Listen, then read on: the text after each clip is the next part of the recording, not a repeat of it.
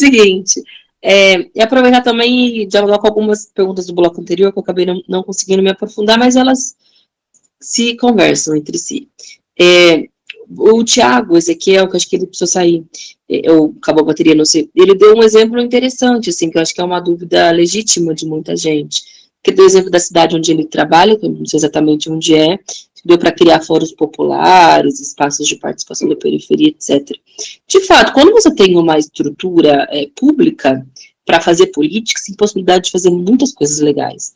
No mandato você tem possibilidade de fazer coisa muito legal, e é muito menor do que um governo.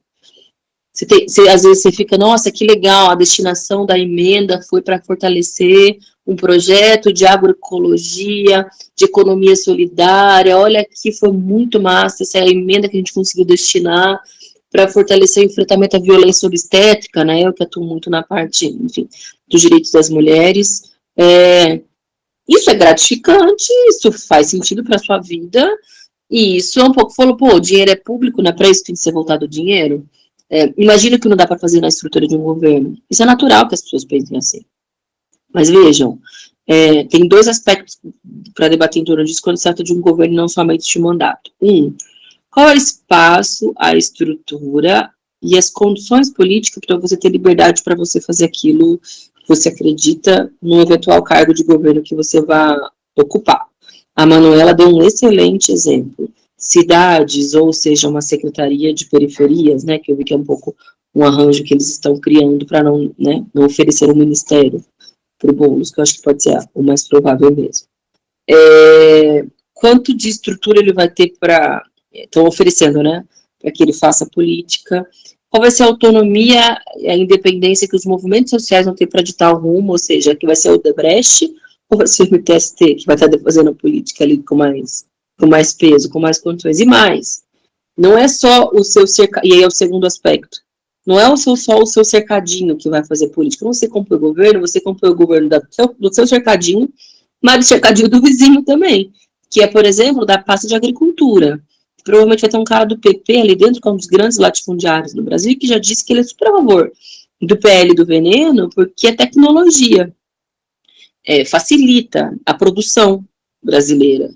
Você também vai ter que estar junto com o Lira, porque ele também vai ser governo, que é quem vai estar articulando a agenda e a condução dos trabalhos na Câmara de Deputados. Você não é governo só para aquilo que é bom, só na boa. Você é governo naquilo que é a totalidade do governo. E aí, se você discorda, ou se você vota contra, ou se você tem uma política que vai na contrariedade daquilo que o outro cercadinho defende e atua, suas condições de seguir ali no governo estão cada vez menores. E muito provavelmente você vai sair, você vai ser ameaçado de sair, não pelo Lula, pelo PT, mas pelos demais caras que vão estar chantageando e que vão querer o teu espaço para fazer política. Um exemplo pequeno, mas é um pouco a totalidade de como é que funciona. Você tem que abraçar o pacote completo, você não abraça só o pacote que te cai bem, que te dá a estrutura, que te dá a condição de fazer política, que seria a parte boa. É todo o resto. E aí, tá bom, mas vale muito a pena tá lá. Bom, dá então. Tem muita gente que pensa assim.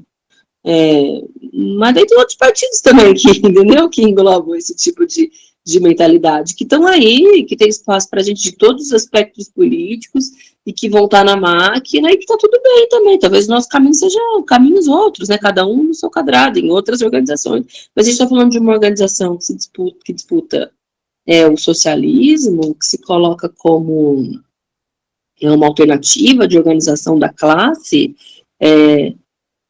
Não é só a gestão, aliás, não é a gestão do Estado capitalista que a gente busca, né, mas é a organização de condições para destruir o Estado capitalista da forma como ele está e propor outros pilares de organização.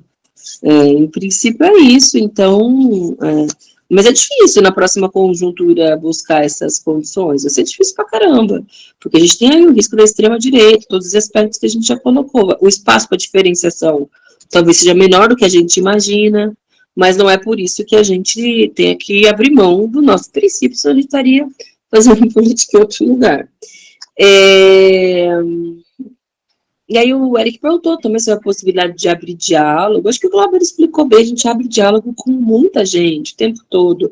Durante a aprovação do auxílio emergencial, por exemplo, no, né, ano retrasado, todo mundo abriu diálogo ali, até o PSL do Bolsonaro, depois uma hora acabou votando a favor.